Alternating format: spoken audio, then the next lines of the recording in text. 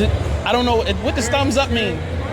Okay. All right, it's a fat, sweaty nigga down here at J-Con. J1 Con, right? We here, right? J1 Con. J1 Con. Yes, definitely. JS1 is Supplier, Black Nerd Podcast, J1 Con, and I'm here with a new friend. This guy making money, but that don't mean he got money for you, all right? So tell us it all goes back into it. It goes back into it the all creation. goes back into the work. And he a DJ at all of the adult clubs, but we're not gonna talk about that. That's not what we're here to talk about.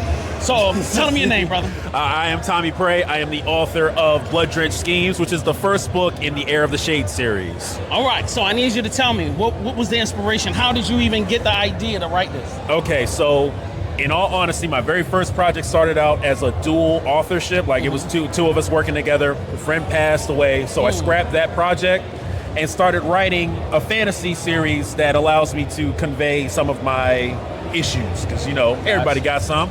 So all of my heroes, some of my bad guys, everybody's got little pieces of me in them that I can sort of work through my own stuff with. Okay. My condolences. Thank you very much. I appreciate it. That's definitely something nobody wants to experience. Yeah, definitely. So when you're in the writing process, was it the grief that drove the writing? The grief drove the desire to write. Right. And then little bits of experience come in here and there. So I was in the Navy for a while. Okay. And a lot of my other overseas experiences and stuff like that played into it. I love crime dramas, so I chose to make the protagonists and their organization fall into that sort of category. Gotcha. They're basically like Interpol, but for supernatural stuff, and they like to keep everything on one side of the glass, so we as normal people don't have to deal with hauntings. Gotcha. Now this book is not no 80-page joint. No. How many pages is this book? So book one is 352 pages long. 352 fucking pages. I've never written that many words in my entire life. I'm sorry, go ahead. 156,000 words, roughly. 156,000 words? Yeah, and my second book is at 158 while I'm still editing it.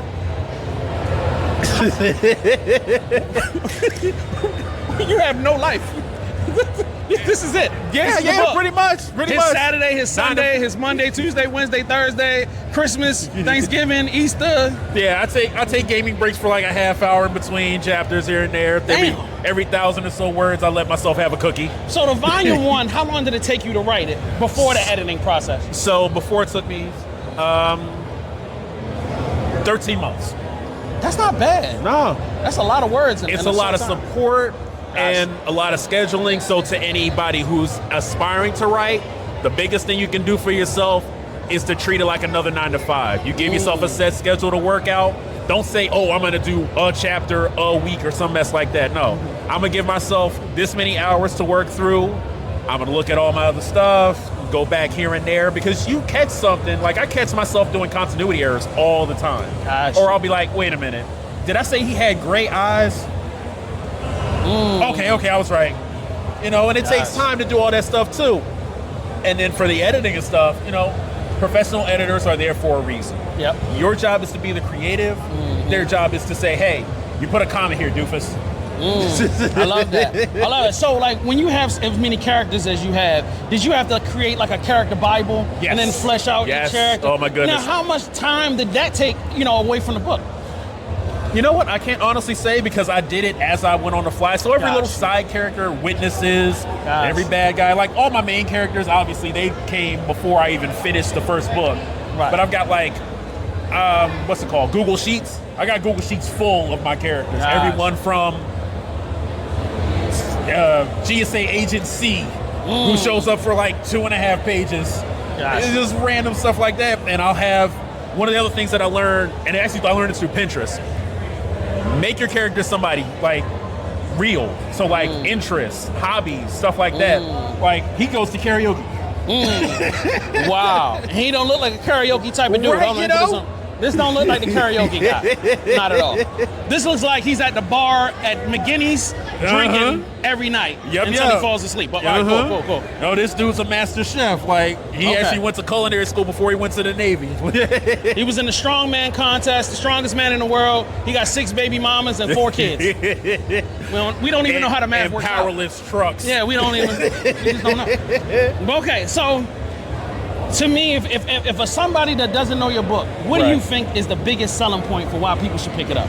Because it is a piece of fantasy that puts in perspective multiple views of old world religions as well as mythologies.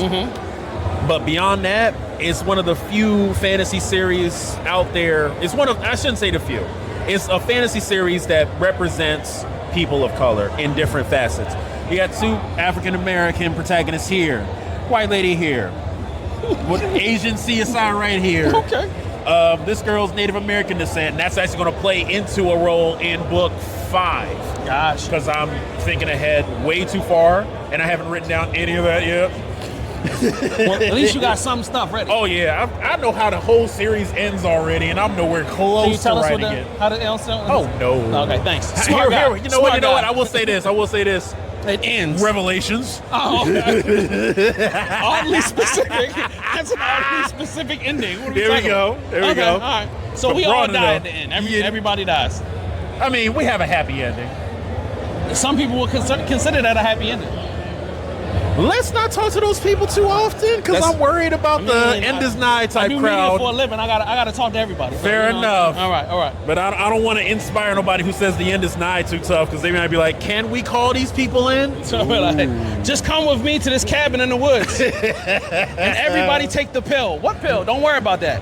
And All the other funny thing I found is when I started writing from the perspective of civilians in this world, this whole series is horror. But to them, this is action adventure, because like these dudes can fight. Like the dude, like So it's not as scary for them. right, it's nowhere near as But for scary us for regular them. people, like I'm if shitting my doors start pants. slamming when they're investigating a house, it's like you got 5 seconds to stop that down before I lock you up.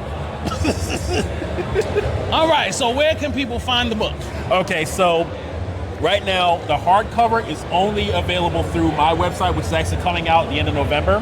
The paperback copy is available on Lulu Books. It's available ebook on Amazon. You can also order it straight from Amazon, but I prefer Lulu.com only because I get more money that way. Gotcha. Lulu.com and your social media.